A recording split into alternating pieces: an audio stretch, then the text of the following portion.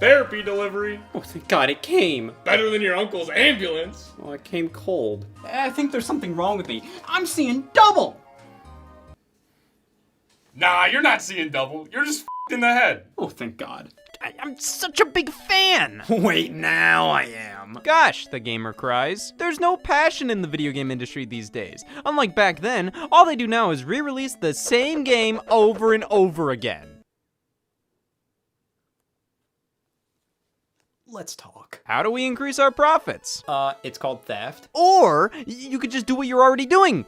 Again! This is not helping my case. Have you ever wondered why Pokemon games come in twos? I mean, it's something we're so used to at this point. It's strange when they don't. Two games releasing on the same day, but they're so damn similar. It's like they're each a different side of the same coin. Pokemon Red and Pokemon Blue. What's the difference between them? I don't know. Turns out the real difference is that mine is better. Yes, the dual release. Some may call it an outdated strategy, but I won't say no to another method of size debate. So what's the point of this, and why don't they do it elsewhere? Well, see, if you release two different Pokemon games with minute differences, most people will just pick the one with the cover art they like the most. More diehards will pick the one they find to have the more compelling distinctions, and those who need help will buy both. One of the biggest reasonings behind doing a dual release is the two different versions of the game communicating in some way. So some things you can only get in Pokemon Red, well, if a Pokemon Blue player links up with a Pokemon Red player, you can trade to get those Red exclusives in your Blue. Thus, you create a sensation where players are incredibly defensive towards the version they picked, which encourages more discussion on the games, a deeper connection towards the series, and excuses. Well, I picked Pokemon Blue because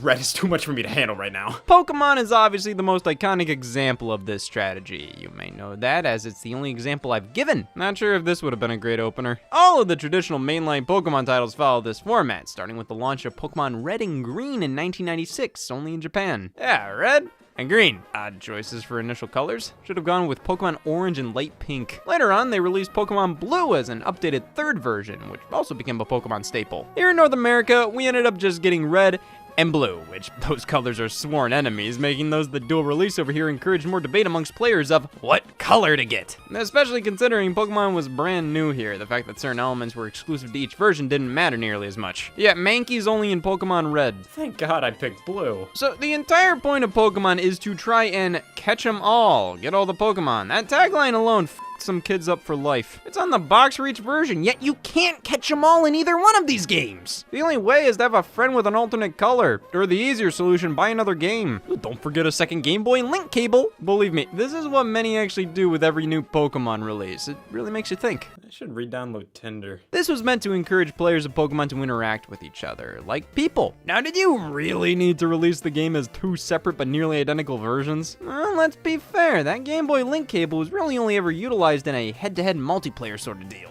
Pokemon was frankly pretty damn revolutionary for allowing you to swap the things you've collected in-game with another player, and to also keep said things on your cartridge. It was ingenious, something that really wasn't done before. And while you would still have incentive to do that if there was just one Pokemon game available, having two made it 100% necessary to link up and trade in order to get everything. Also, it just fit the Pokemon series, getting to pick your starter Pokemon at the beginning, just after getting to pick your favorite color, stone, letter, and Pokemon Red and Blue, plus Green in Japan, really did a lot for these letters.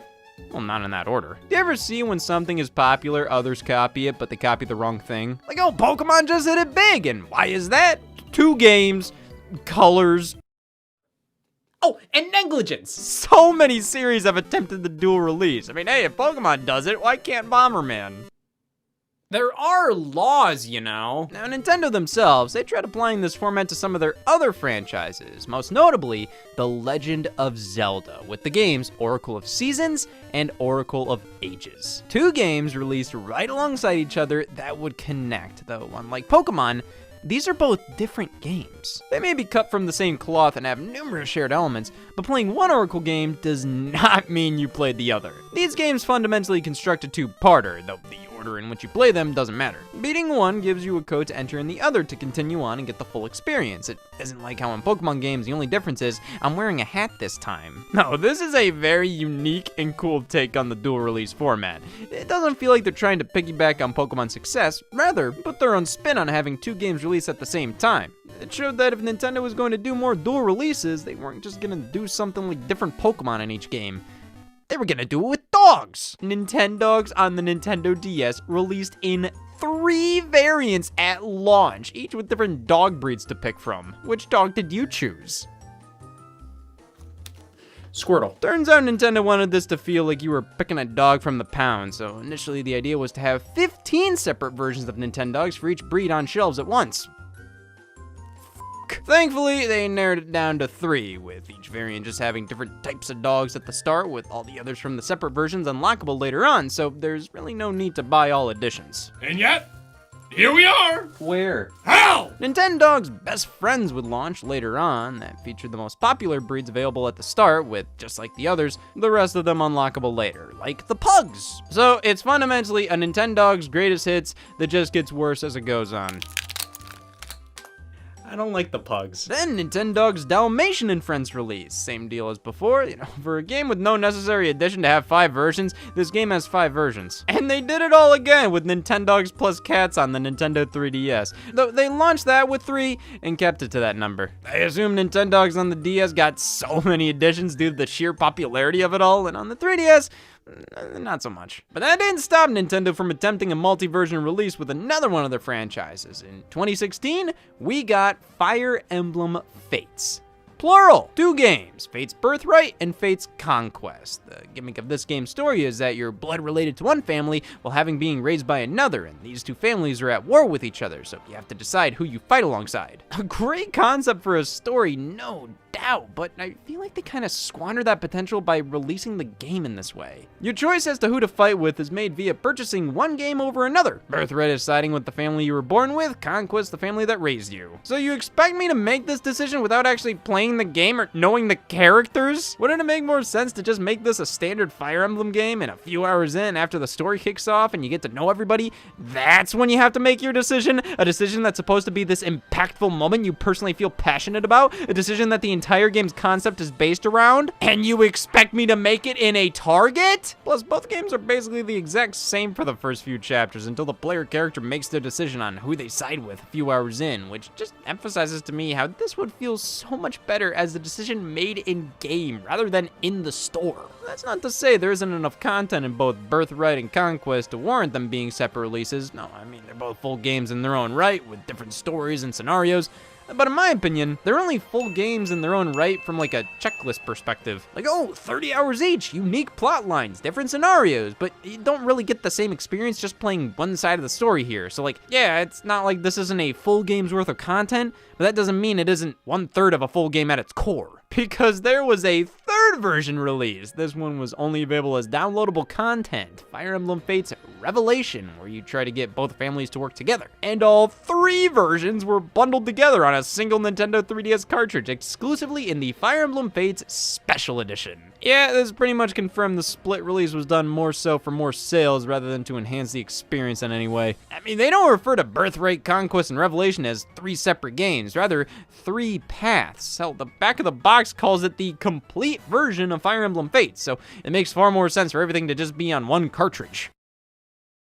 I don't make the rules, I just enable them. For the most part though, Nintendo keeps this release strategy exclusive to Pokemon, because frankly, it's the only one that's really been proven to work. Hell, they even tried it with spin-offs. Pokemon Mystery Dungeon used to be a dual release, with the first entry having one on the Game Boy Advance and the other on the Nintendo DS. Red Rescue Team and Blue Rescue Team. You know, it's kinda cool how the box arts connect this way, but by themselves, like, what's selling you on this? Oh man, I always wanted Squirtle to look down. Most of the differences come down to Blue Rescue Team being on the DS, not how these games were designed around being separate releases. Touchscreen support, utilizing the dual screens, the DS screen aspect ratio is different, the music and graphics can be slightly different, and there are exclusive Pokemon to each version that you can unlock in the other version with a password. Why are these 2 separate games? It is pretty interesting how they're on separate handhelds, but that also makes it harder for them to interact with each other. Connecting 2 Game Boy Advances couldn't be simpler, same with 2 Nintendo DS's. I don't even know how to somebody, let alone make this work. So, Red Rescue Team players can connect to other Red Rescue Team players. The same with Blue Rescue Team players. You can connect Red Rescue Team to Blue Rescue Team by plugging the game into the DS's GBA slot,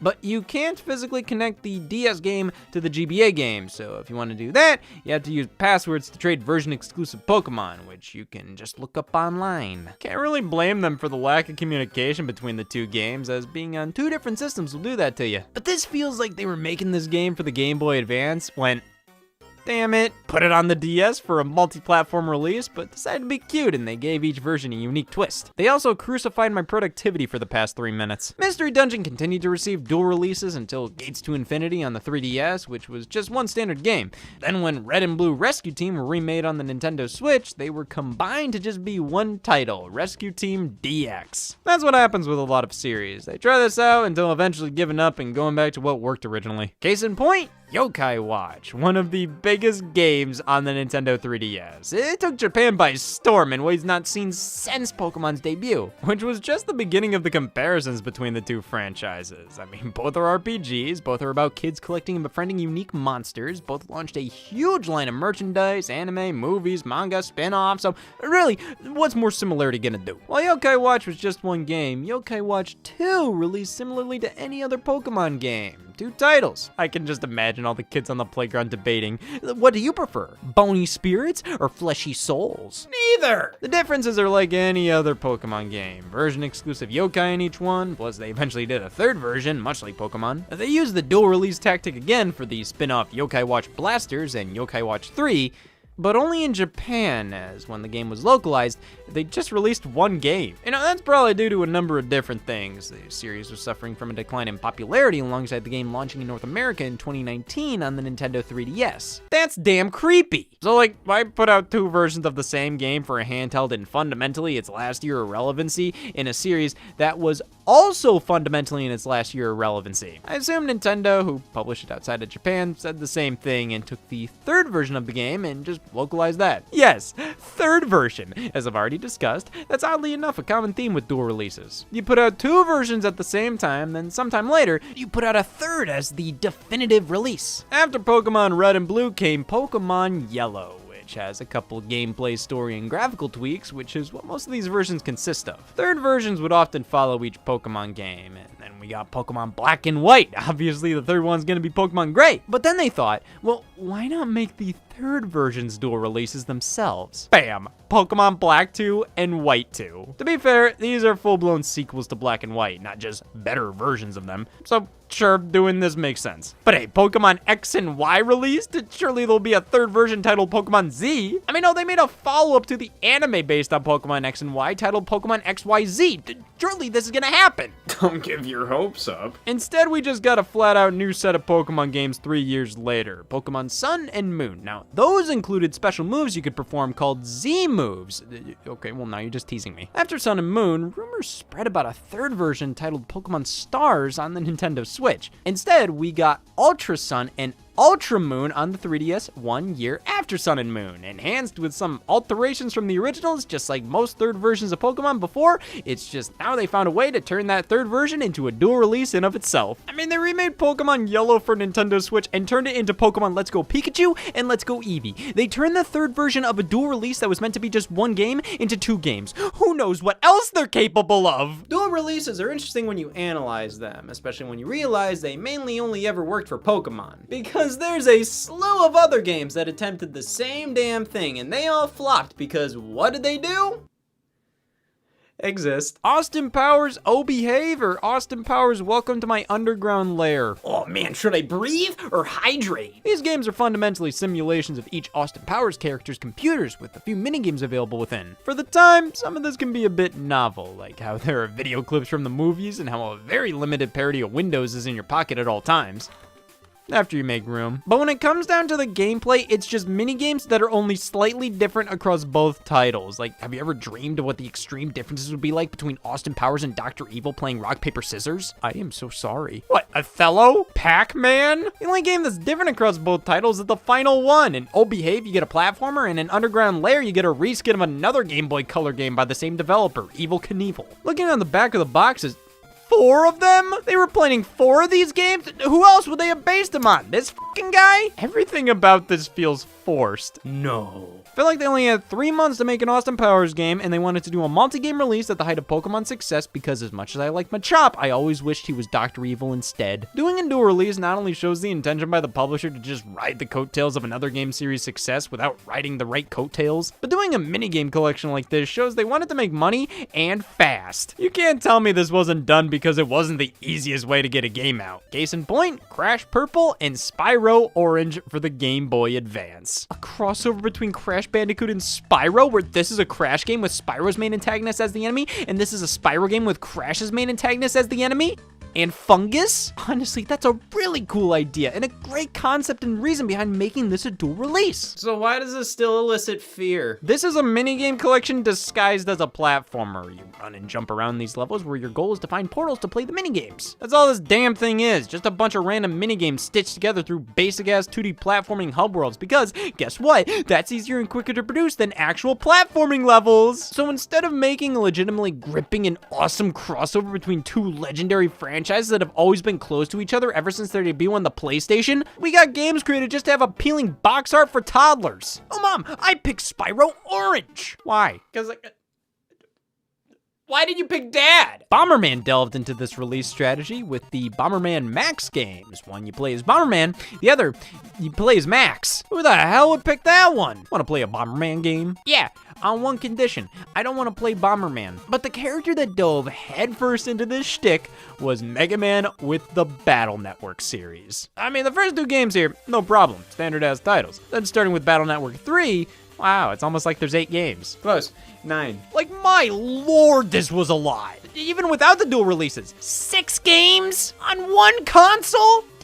Yeah, but still. Then Battle Network was followed by the Star Force series, and that consisted of 3 games spread across 7 in total. Now, of course, considering these all to be separate games is hyperbolizing things a bit, I do agree. Except when Capcom puts all the Battle Network games in a collection, they say all 10 Battle Network games and count the dual releases as individual games. Man, I'd love to talk about the differences between each of the Battle Networks here, but after researching it, as somebody who's never experienced this series past the first entry, this is all gibberish to me so far. That's the problem. How is there not an immediate official resource on what's different in all these games most of the time? How do you expect me to pick between them? Thankfully, some games make it pretty easy. The game Nier released here in North America as just that, Nier. But in Japan, it launched as Nier Gestalt on Xbox 360 and Nier Replicant on PlayStation 3. The idea was that both consoles got basically the same game, but with different playable protagonists, with Replicant having a younger character and Gestalt having an older one. Other than that, they're basically the same game, so while I think it's a creative release, it's kind of pointless, especially considering they released on different platforms. I mean, that's still pretty cool, but most people only have one console or the other, and in Japan, most people only have one console or dear god anything but an Xbox 360. So the element of the dual release, being choosing which version you want, isn't as prevalent here, as most people just get whatever released on the console they own. When it came to North America, they just brought over Gestalt and released that on PS3 as well. Though Replicant did finally make its way over here in the form of a remaster for PS4 and Xbox One, and they still find a way to confuse the hell out of it. Doesn't take much though. You know, the whole Nier situation reminds me of something. That I'm going to die one day. These Zelda CDI games, Link to the Faces of Evil and Zelda Wand of Gamelon, are dual releases. Some of the earliest to be exact. Back in 1993, these launched on the same day and shared gameplay mechanics, presentation, the works. Which one would you pick? That one. Outside of Pokemon, it seems like dual releases died down considerably, and for good reason.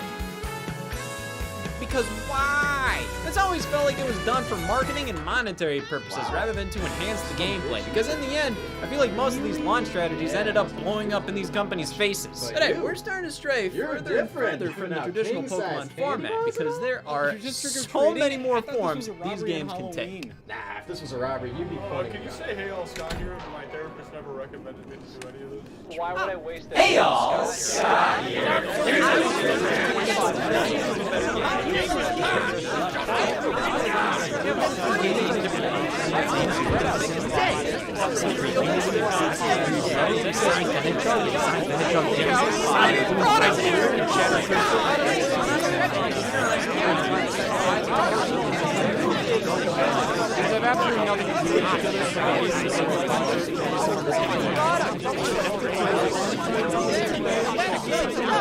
at the same time. Let's play your month apart.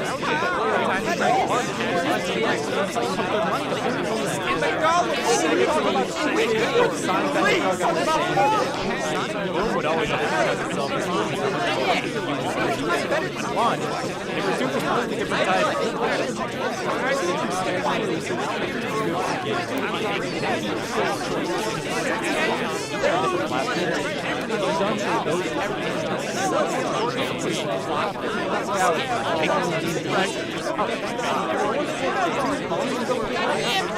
Want to pull one on the same day?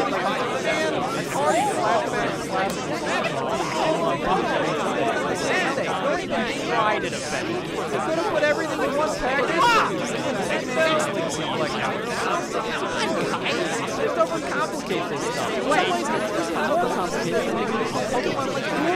So with that, it's not as much about having to buy two games. It's just about making it yourself.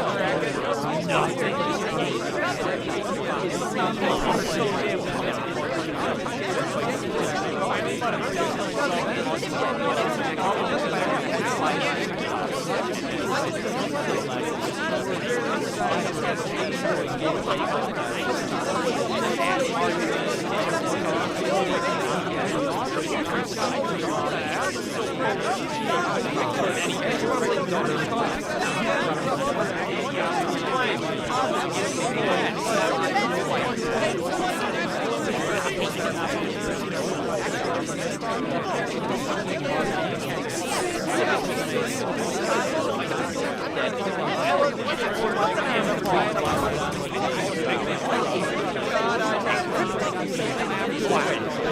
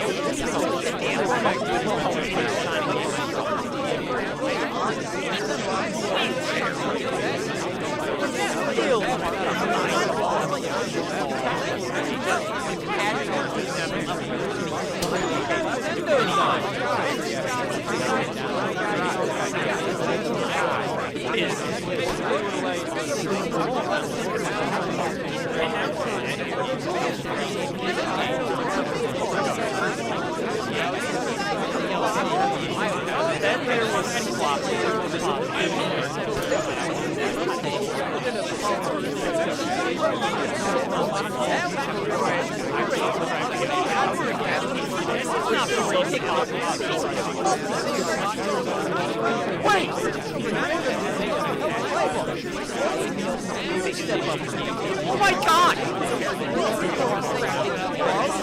Crap, out of Mario shop! And the test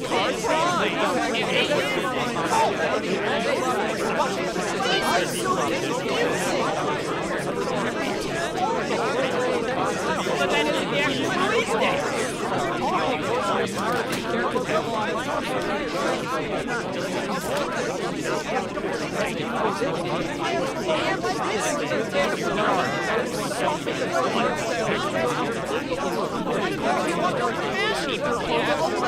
Years ago!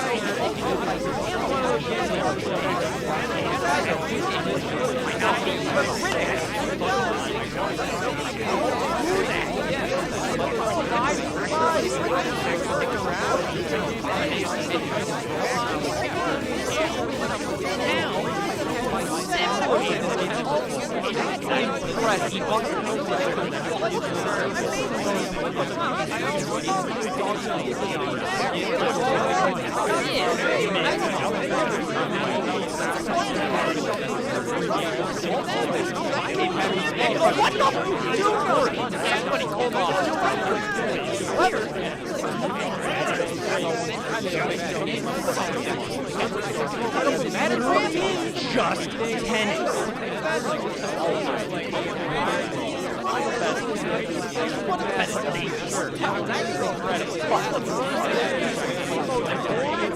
It's high quality. Video games are not general.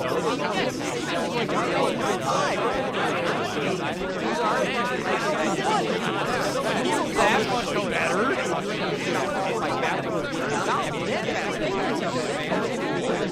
Touch your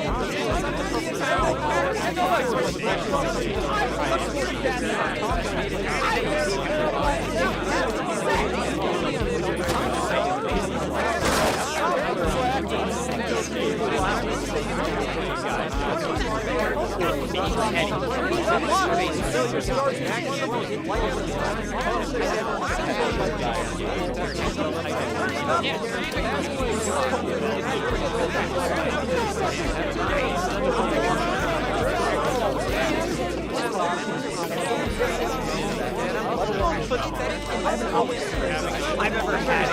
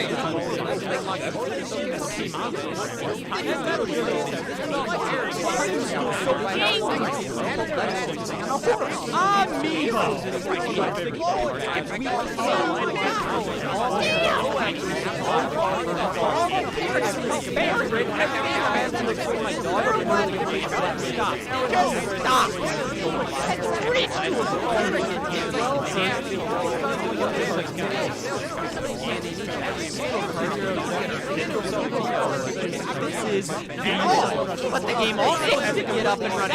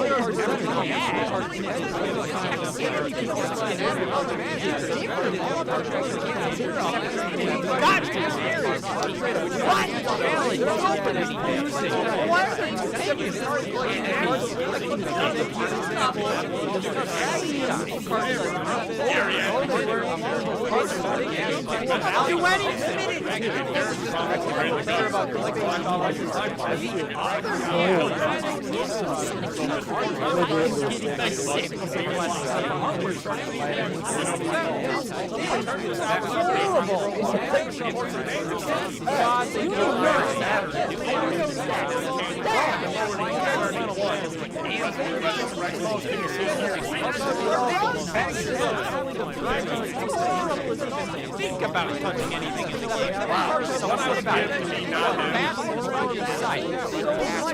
Handled like somebody else had the red hammerman who captured the whole thing.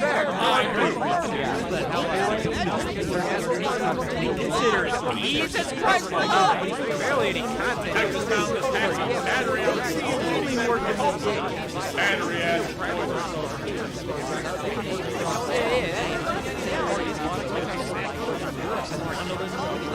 cards.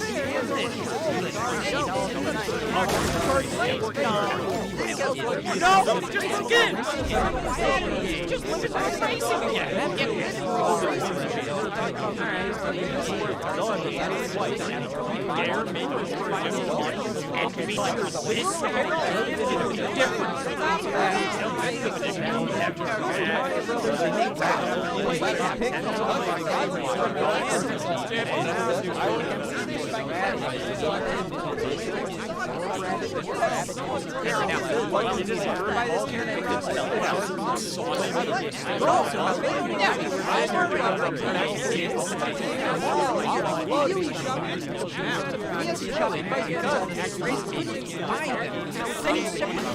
If they're two different stores, call it two different things.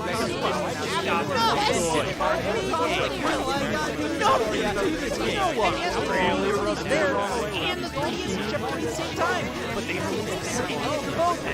Sometimes they like years of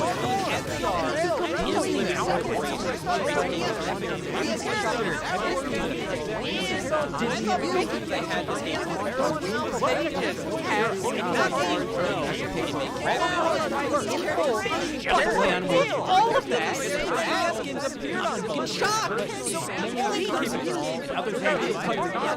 Why?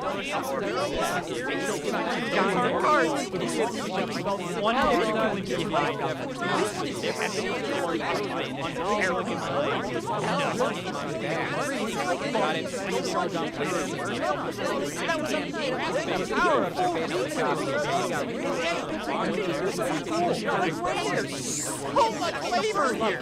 First damn level is the worst science fiction I've ever left here. That's just depressing. I have flies. Like this? Like a damn platform. Go for something. Ever. Can I do that?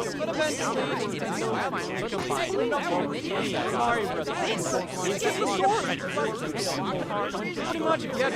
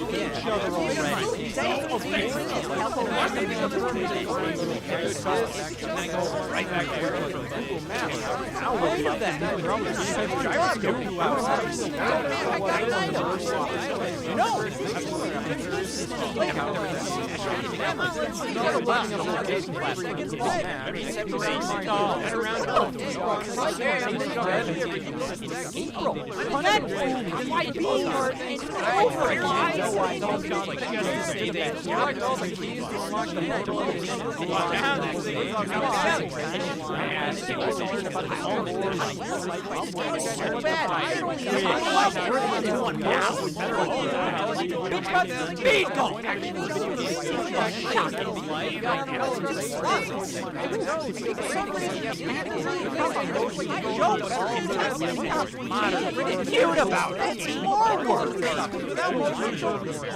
Fucking to your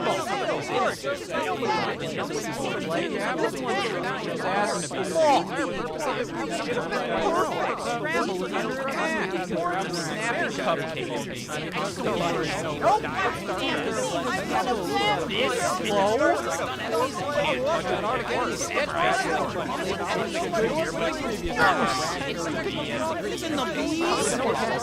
Just a drawing application. Just by continuing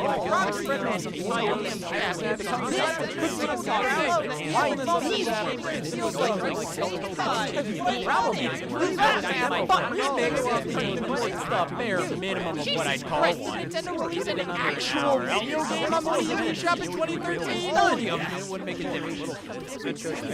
Pokemon Rumble, the best $18 segment I have. It's obvious to me that one of the worst cards Nintendo's ever released.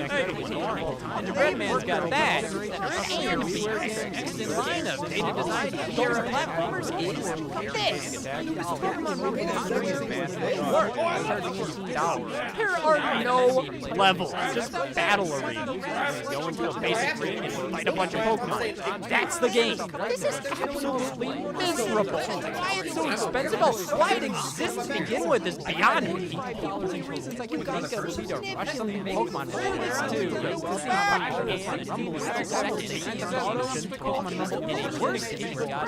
Or it was the bring time. Call the game Anubis. God, it would be our gamepad the coordination of the Egyptian god Anubis really pushed in. Drum roll, please. Pokemon Rumble use sticks with the Pokemon Rumble. I haven't lost. Same goddamn thing. Really hard to say isn't it actually about one. Horrendous. Which one of us is that fucking creep? Now that was Breadman's You're a fucking creep. at this point, it's always felt a little more desperate than necessary. Okay, I may be playing these games right now. Fine. These are the same damn things. Thank God.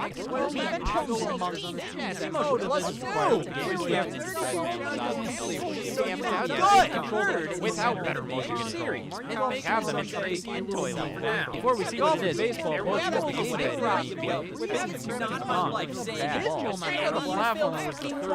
baseball's a bit more involved.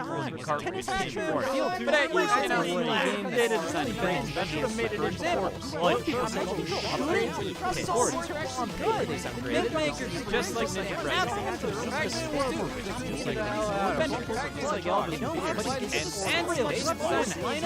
Online multiplayer. Now this was a big deal. I have never comparison to all the damn racing games. I barely ever did this. There's nothing to say about this. You know what having the option games very hated on my play. Compare Bones here to Nintendo's parts. And as everybody all at once, don't score thresholds. My brother and I. It's pretty much just regular bowling. After watching the other players do everything, shenanigans, everything. Plus the car races, big ass cars. That I don't know what Nintendo wants, but that makes sense to the way they Where's Ring Racer 1?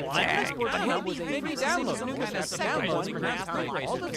Goodyear Racing, Classic British Motor Racing, Urban Extreme, Street Rage, and all the damn Kawasaki games. Snowmobiles, quad bikes, jet skis. Yeah, data design got the highest taste for a day. Challenge $2 4 hours access. No other real sport. Also keep in mind, like second favorite in 64 November 23rd. Data design created the writer's successor to What did I do wrong? Retail release in July, what I did right.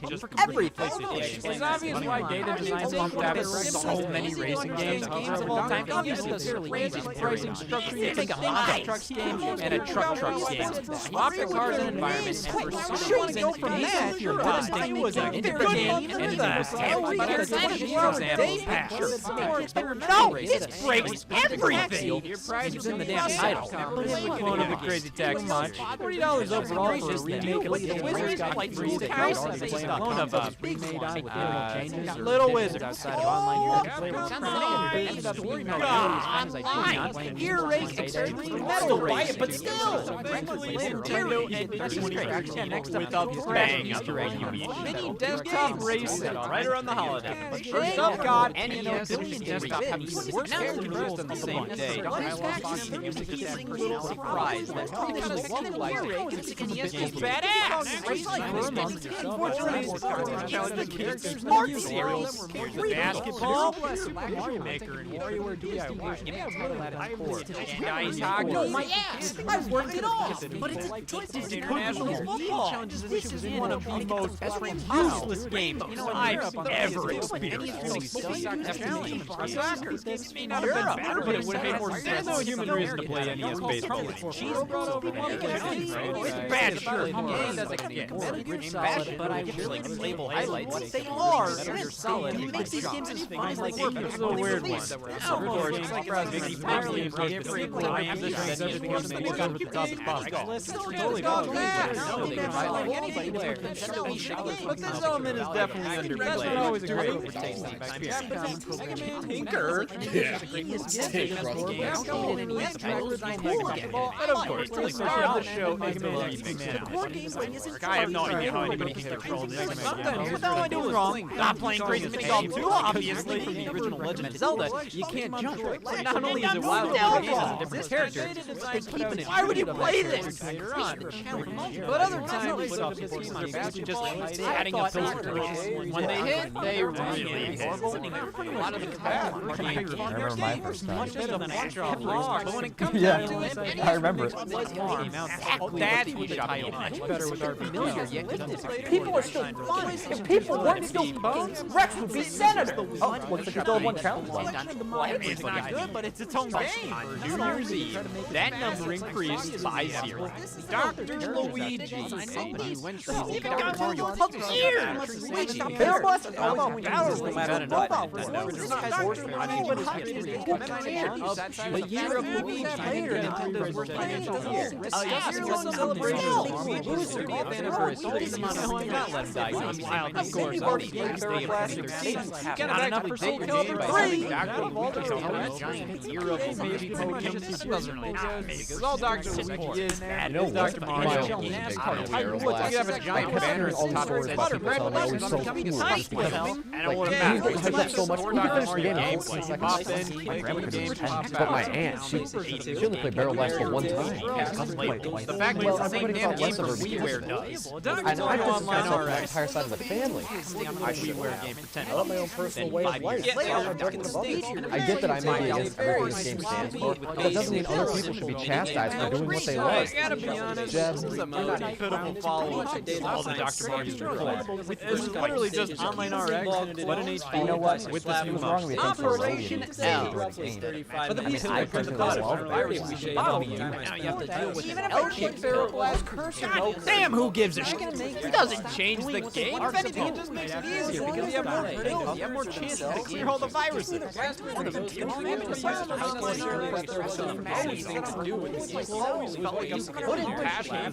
you're gonna play Regardless of if Barrel Blast or not. we could do with a game you could get a hernia.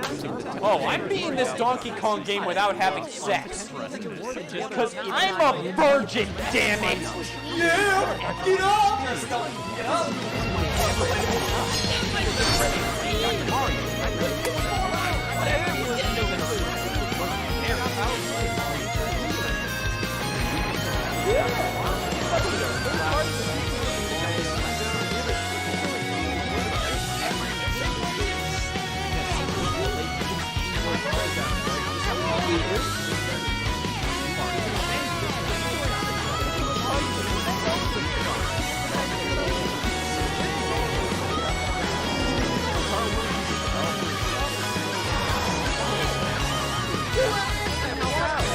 I did it.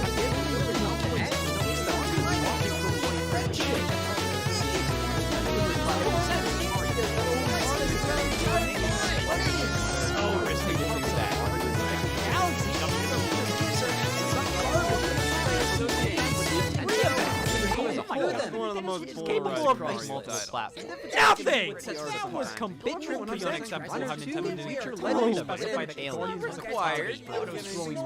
Said in Ohio, Maryland. Lots of There's not much to say outside of how addicting this game can be. It's an impressive run or two breaks free of the stick and noise very conservative with Data design the original interactive squeeze squeeze everything they can out of developer. Make sure you especially compared to how other retro games technical style games at the time.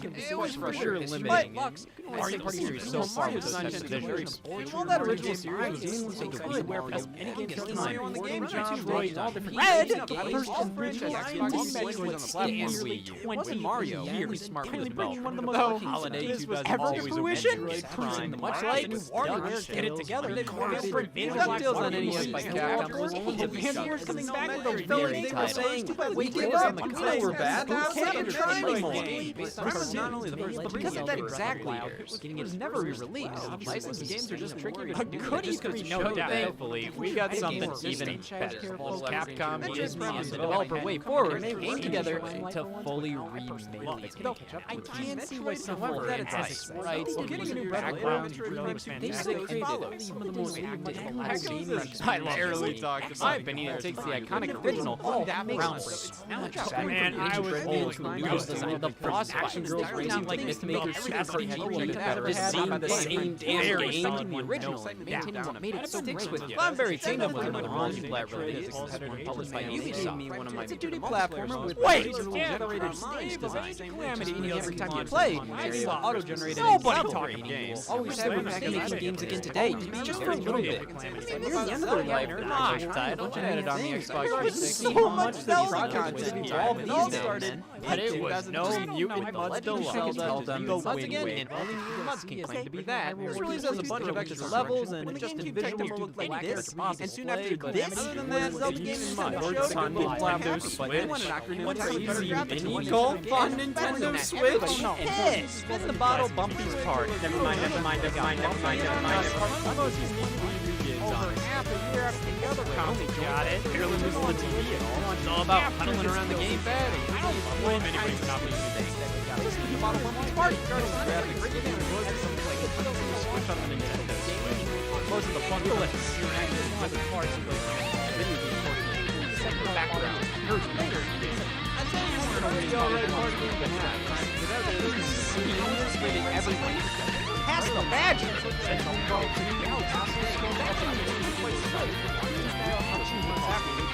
Everybody loves it. We got the cave by Double Fine and Sega. Dungeons and Dragons Chronicles of Istara. Arcade game by Capcom and on modern platforms. It was the rest of those. It was a matter of 4 years. What was more apparent was game title that how told this story. Later in 2014, Zelda game was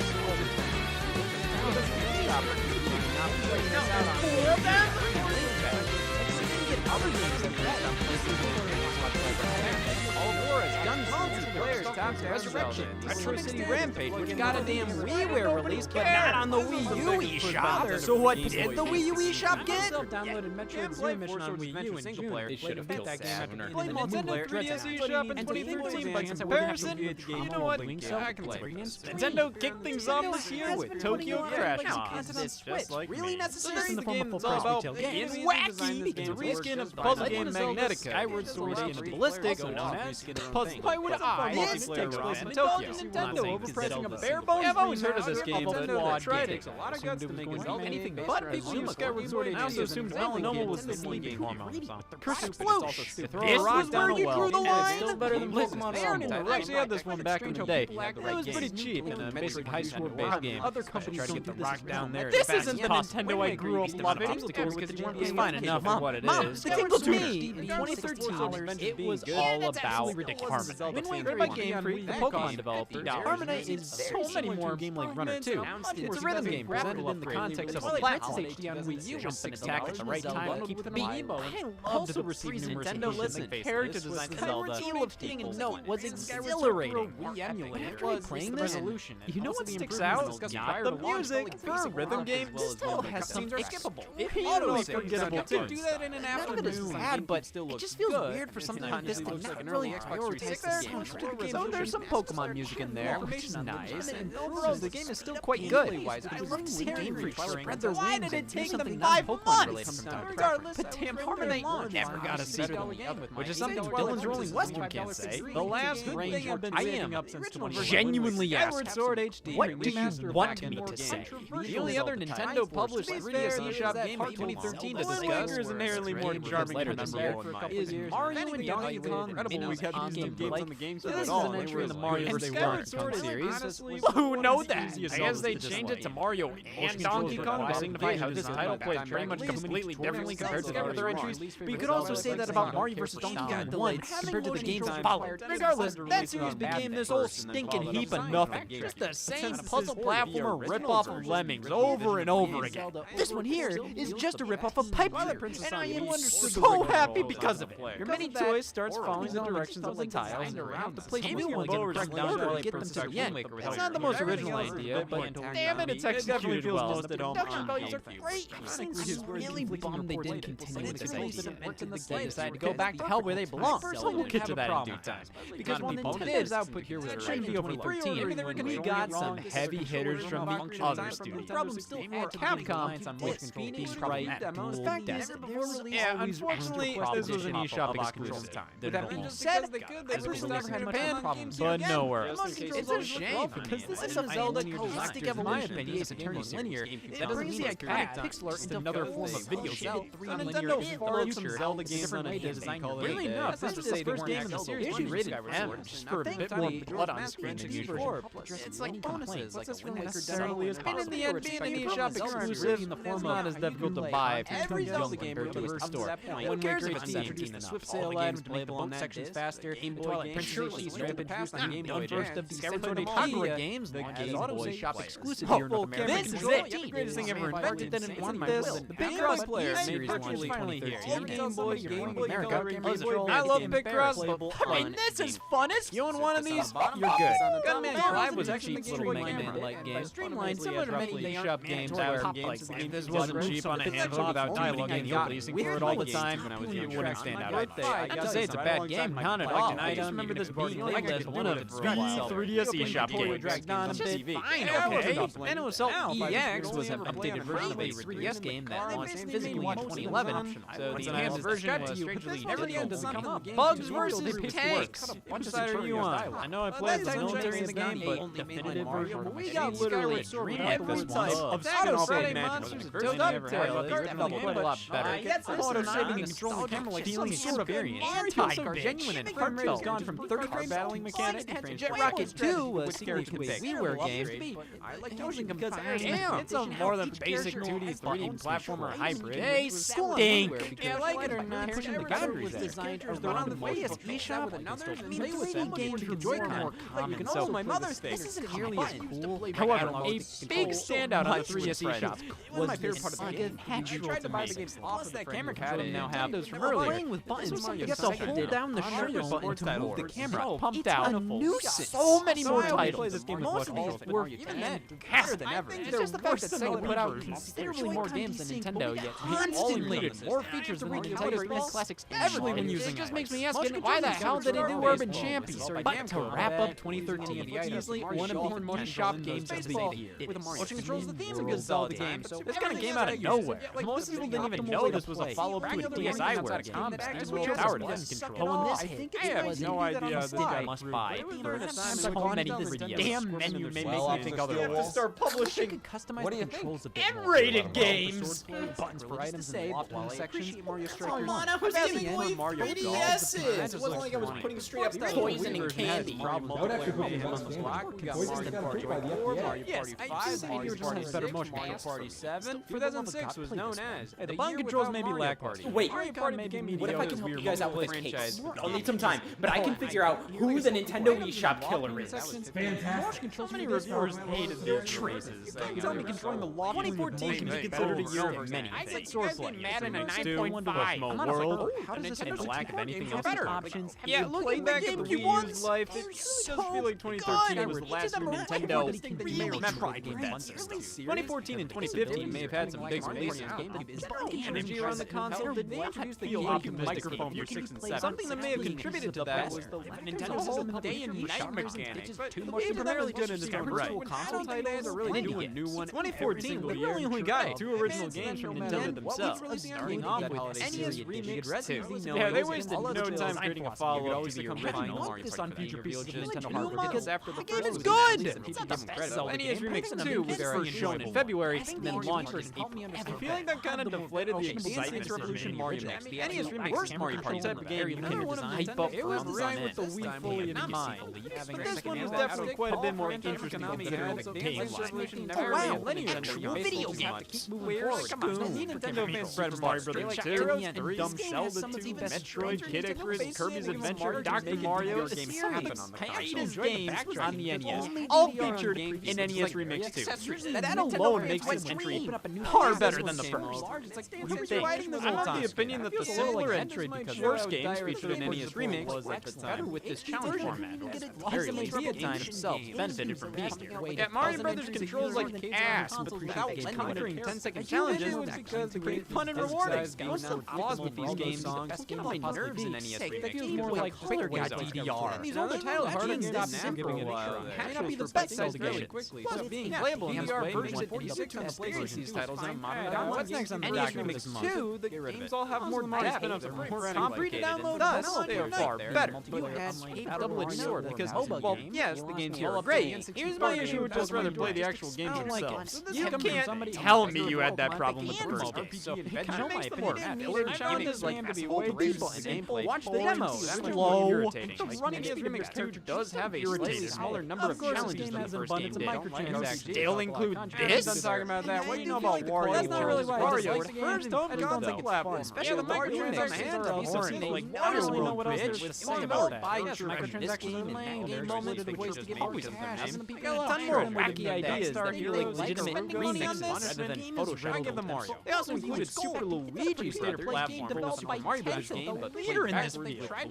it is pretty wild how much a simple mirror mode can alter any game. And Super Mario Bros. Is known for every series. Cool little bonus. WarioWare. The main attraction here is the Nintendo World love the WarioWare's high kid. I get why people would like this. Fortunately, it only appears that both NES Remix 1 and GameCube don't look any different. I would totally buy this as its own separate game. The fact this is just a Game Boy Advance game at its Dr. Mario in roughly 6 minutes trying to get the highest score possible to end up seeing how you rank on the leaderboards. This is what I did the most in NES Remix 2. This is a way it really dozens of challenges. This was great fun, and I always appreciated how NES Grabbing 1 took outdated and trying out something about titles about everyone. In the end, the second volume is definitely better than the first. Seems like Capcom was the best way to describe this series, because 2 volumes of one big thing. NES Remix 2 is basically NES Remix 1 kept on going. Setup, games interface, Mario Party, how quickly this released after the first, it was difficult for fans to expect an NES to get like 3 bundles with SNES Christ. And by June of that year, we finally got it. They just named it something. I think it's a fascinating Conga to the list. Donkey Kong used the DK bongo back to the original push mode with its gameplay mechanics. I mean, it's still really damn good, but there's not much to say outside of it's an HD push mode. It is a brand new game. The world entered 3DS entry on Wii U, but it might as well be. There's nothing distinctive about this one outside of it's in HD now. Why not add a multiplayer mode or something to take advantage of this being on a home console? In the end, yeah, I like this, but not much else to say. It's another push mode platformer. That's it. That would have been perfectly fine, but man, this just ended. That's it. We still include Japan exclusive eShop games. They could do it. Jungle Beat is an insanely polished game seminar. 2013 made themselves a collection of 4 small games created by game designers Pokemon Snap Nintendo. We need a sequel, damn it! There's not much here to write home about. Bigger problems to deal with. It's so cool. It's not a practical game. It's wonderful to see them compiled and especially release something way. Even if it was a channel. And you know what? If we're counting that, I'll count this. On July 6th, Nintendo released Pikmin Short Movies HD on the Wii U eShop in November of 2014, alongside Pikmin Short Movies 3D on the 3DS Pokemon channel. This makes up about from the game. So they decided to make about 20 minutes worth of Pikmin animation. You can watch Pokemon TV content via these apps, which are basically just video players. Nothing too special here. Oh no, lad, I want an upgrade. Everything about this is announcement. The animations themselves are really cute little vignettes of Pikmin life. I want to show how well some of Nintendo's characters and worlds can work outside of the game. Glad I made it all about the there were legitimate Pokemon games screen of the original without really need of an upgrade. So don't get me wrong, they didn't think they had to support their damn eShop though, but it didn't matter because 2014 was a huge year for indies on the eShop. Gave us that Nintendo fully accepted. Yeah, man, rather than legitimate corporations independent developers pushing them in their Nintendo Direct presentation. But thank God it has 64 gigabytes of internal storage of 2014. It is good to be a Nintendo fan. Shovel Knight was a crowdfunded 4 years. But we finally got Jelly Boy on Switch. August Pokemon month game. No More Classic Heroes Pokemon. fans can do its own thing. Existed. What a ride. It contains elements reminiscent of DuckTales, New No More Heroes, Super Super Mario Mario Bros. Bros. Later, Castlevania, but Shovel Knight makes it all its own. And instead, what expected was this game. Travis strikes again. Nobody in the game says Obvious it's dangerous to go alone, or your princess is in another castle. Just being a single player Shovel Knight RPG. story Story modes, mode, in addition to the battling battling portion portion, of like No More narrative. Heroes, it wasn't No More Had that Heroes. shadow. Outside of the However, widescreen presentation and adventure increased on color console palette and is detail, slow, but that it's pretty feels like slow. it could have been straight from that 8-bit No More era. Heroes That game. shows off how Anybody Shovel Knight expected expected adventure to on take a the whole both console. retro and modern gaming and create one of the Pokemon nicest I think they were No More definitely Heroes trying to of make 2010 wasn't The now. gameplay Actually, is it immaculate. damn It No can't be More overstated how Heroes game. ingenious The title the and check, a few especially the delays box getting art. its You can surface pass around through these as like normal the checkpoints. August You can destroy them for extra cash. No More Heroes People Pokemon work as released checkpoints on anymore. release. It's I got my it, go-to method to ask where it all went wrong. The controls are perfect. The levels are masterfully crafted. The world and characters feel so genuine. Pokemon Coliseum and how this was considered one of the best 2014 content to offer. Which is stellar.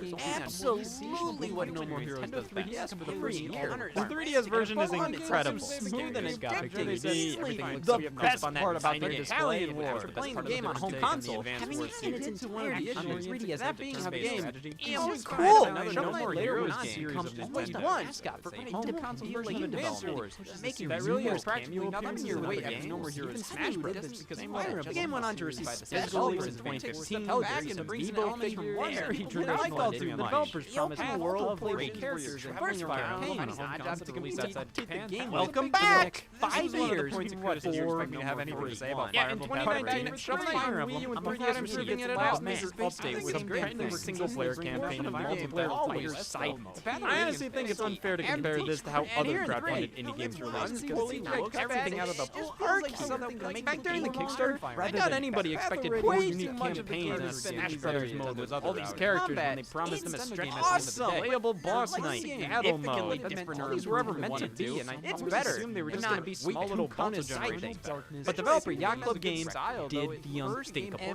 They didn't make me no Switch. 2014 may have been the year Nintendo fully embraced indie. There's a dark side to that. At the beginning of this generation, why was a bit picky on what would be allowed on their platform? It was all hell, like finding advisors at the whole pack. Yes, impacted offensive review at every turn. Playing tricks on the player themselves to scare them. They allowed this and it has the same damn thing! The entire point of this game is how silly it is to see on a Nintendo platform. Outside of that context, I'm not really sure if it works.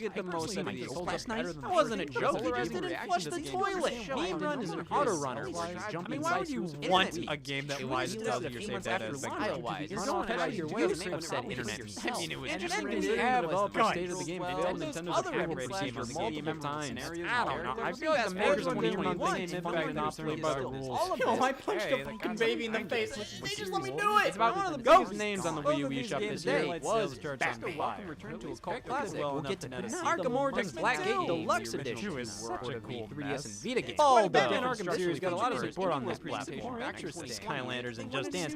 It might have been the most frequent third-party series. F1 Race Stars came to the system more risks on this exclusive, as being an Xbox 360 and PlayStation 3 retail game from 2012. That already happened with Fist of the North Star Ken's Rage 2 in 2013, a game that was produced and originally envisioned as a full retail release worldwide. It was all about exclusive. What happened? Projections This was a game that most no. were But don't worry, this isn't the last we'll see of that. spotlights from Nintendo I themselves. wish. Seymour did got a Wii U release. Bad user interface. Anybody would have expected this game to become one of Nintendo's text. And tell me to suck to the man soldiers. It'll do the fall to Swap without Otherworld 20th Anniversary Edition. Thomas was alone and Pure Solar plugging their memory card. Sega Genesis games brought over to modern platforms. However, the World of Keflings, which was originally an Xbox Live Arcade title on now we have that, published by Microsoft, as well as GameCube exclusive too. Well, good. I mean, this game went nowhere else. Basically, all these games that didn't initially launch on Wii U, but got a port this year. Cross, Gen and the Pirate Masters Fairland, launching on 3DS in October of 2014 by Chris. I personally adore this release turnaround. Resident Pokemon thing because these hands weren't play this more than I think. In this case, to be honest, it's one. Shantae and the Pirate's Curse was a big deal for eShop. The rest of the games are all the damn title that proceeded as Shantae Risky's Revenge would be the best damn thing on DSi went. I was confused at the time to separate Game Boy Advance, thinking that Game Boy Advance was Game Boy Hero in 2015, Nintendo in 2005. The first Shantae game on home console. Nobody's getting this. You know what? I'll tide you over until then. Here's the first Shantae game on home console in 2014. To be fair, Anti Hero was to be designed from the ground up for consoles people who care for hand-drawn digital. I always consider August Curse as more so functionality was programmed into the game we use. Hey, this is the kind of support we needed. By all extents and purposes, Ramkeen is Buddy on Rails. This was a Wii U exclusive purchase device. Nintendo had to market it. I mean, it's pretty unique being a mix between a platform Pokemon Presents just going over shooter. It's just one of those games that truly had nobody would care about if it released today. But here it was. In the Nintendo Direct presentation, Smash Brothers, Mario Kart, Xenoblade, Bayonetta, fodder for me. Scram Kitty, 2001 Spike was better because of the price point alone. God, you leakers, none of them I think of game time. Day and date across all platforms, spending it waiting for WarioWare and September. WarioWare fans wasted 2 hours. Armillo State House seems to make the WarioWare. This Mario generation, they were willing to do weird independent developers. Exactly. Sports Ball was a local multiplayer only. This was WarioWare. This was a game creation tool. This all stunk. And of course, Tower. A child of Robo. Nintendo would have 2 game days with the other platforms released within 2 years of by Ubisoft are definitely overdue for the Dash looking at the timeline. Seriously, look at this game. This is a Wii U eShop related contest like this. So bring on WarioWare, get it together. About this, just the game's about customizing your robot and then battling with it. And you have to be like customizing and battling. We move right on to the next one. I wish it was a bit more of a party fighting game. On previous titles, action RPG that it can't say the Wii U didn't have variety. 3 games had a bit of a slower year. Buying Kaitos Origins 5-star cutscenes I've playable to develop this Nintendo's first free-to-play title. Published by Namco, second by Nintendo. Different pricing strategy, all that. But this was structured like the other free-to-play titles. Oftentimes, multiplayer release playing as download other elements. Here's a game on the platform. Hectic platformer development had to figure out what became a 2 to 3 like Nintendo sort of just later. Their ride was up here. Shut the fuck up. They're constantly pushing Nintendo to do this sort of thing. Let's also make it mobile game space. You look like games on 1080 without 2 screens. So Nintendo said, fine, we'll make a free-to-play game. On the 3DS. Based on skill set. Yeah, the 3DS launch title by Nintendo about submarines. Look, everybody, it's the guy who gave a shit. Damn close. Second choice to make a follow-up. How about booting up F-Zero GX and free-to-play? Sega logo right at the with the franchise you have nothing to do with. No less. Wars didn't hook me at all, but it's more interesting than the original Steel Dive, due to the fact it's in first person. It's not bad. But overall, I couldn't really care less about this. Though, in contrast, these can't be further from the truth about Nintendo's other free-to-play offerings. Like Rusty's Real Deal Baseball is this amazing hybrid between a colors and a minigame collection and visual novels. It's all about talking to Rusty, who wants to go video game shop. Like it almost fires him up by telling him what he wants to hear. It's amazing. Haggle the prices of the games you buy. Since this is a free download, you can play it for a bit, but of the F-Zero franchise means it's about as good as it gets. Money, though the real-world price you pay is dependent on Star Fox Adventures. It's Haggle with Star Fox. This is still one of the most unique implementations of in-game purchases. Sure, the Haggle is scripted. There is a limit to how much the Star Fox is to go down. It's not a bad game, not by a long shot. Pushing to a lower price. Star Fox discount coupons based playing the games or say adventure with puzzles and combat. Games themselves are really tried, but the ticking and fun. Even though 100% distractions wouldn't be for everybody. I think the pricing structure is pretty cool. Others may find together adventures sold for a high score. I still feel that this is one of the eShops. Even when forced into a corner to conform to industry trends, Star Fox still finds a way to give this game a chance if you can today. And then there's Pokemon Battle Royale, sequel to this DS game, which the only thing I can really say about it is I like the box art. It looks really modern for 2006 DS. This is pretty much like any other icon-linking puzzle game you can find on a smartphone. But it does bring up the strategy of the mainline Pokemon back to fun new the icons of a certain Pokemon, more inline tactical Pokemon on the top of the screen you're battling in. Because certain types of Pokemon are weak against other certain types of Pokemon. Thrown in the towel. Keep that in mind. Only give me playing games worthy of their price. I don't. I just heard like pictures of it. It's hard to criticize a game like this when it was always meant to be just how it's there. Do you really think the game developer said, what can this company do right? For what it is. If you wanted to play a puzzle game, you could do worse than this. It just kind of shockingly bland for using the Pokemon license. The boring backgrounds, generic animations and menus. Some way, it's just one of those games where they found a way to not only make the game worse, like these two games. Kirby Fighters 11 from the truth. There are no colors. These are sub-games featured in Kirby Triple Deluxe. Sonic Colors Ultimate is released on its own for $7 pop. I stopped there. This is my first time beating Sonic for 5. I'm not opposed to the idea of taking these mini-games and expanding upon them for a full-blown eShop release. I just don't think they did that. Drum Dash is a little rhythm game. That's not the most content here, in my opinion, to warrant this being its own release.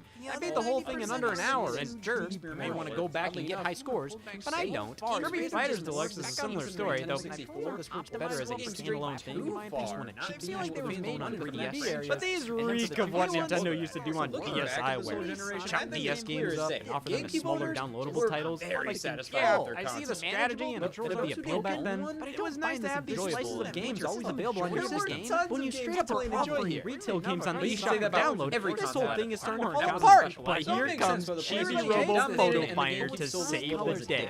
Nintendo resurrected Chibi Robo!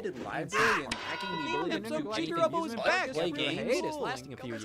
This game still controls similarly to previous entries, though. You didn't buy this Still a because lot of maybe photos. It's like 3 years after the bought 3DS this launch. Mario Yeah, you Party can't 5, really make a damn game it. focused around this thing in any year that doesn't end in 11 or 12. It's just not a good camera, and they still are. Nobody was being wowed by anything on the 3DS other than its games that were just flat out good games. You focus on making a game surrounding the 3D effect, the gyroscope, the AR, the camera. Nobody's gonna care at this point. Yeah, this game did not deserve this kind of reception, but it is damn obvious why it got. And the stop Nintendo promoted Chibi Robo Photo Contest. And you didn't buy it! Chibi Robo Photo Finder. Tolerable method to play that original game. Inazuma 11 finally made its way over to North America this year. Higher the loading time significantly worse than the RPG by level 5. It just won't stop in Japan and Europe, but there's so many glitches. Over here, Retro City Rampage DX on 3DS. That was cool to see. Ultimate doesn't really bring much to the table. There's a new 2048 cranks the fucking 3D up. Moon Chronicles was a remake of the original DS game Moon. Not bad episodically now. That's to be one of the only first-person shooters on 3DS. That's awesome. That's also precisely why I was never interested. Azure Striker Gunvolt release. That's the bare minimum I'd expect Mega Man Zero series. That was an incredible 2D action game. Interestingly launched alongside a companion title, Mighty Gunvolt. A crossover between it and like you just applied a filter to the whole thing. This was during the great Mega Man drought of the 2010s, so getting a classic Mega Man-like experience on top of a Mega Man Zero-like experience on the same day by the developers of both Mega Man 9, 10, and the Zero series. There are no lives anymore. Featuring the protagonist of the upcoming Mega Man spiritual successor.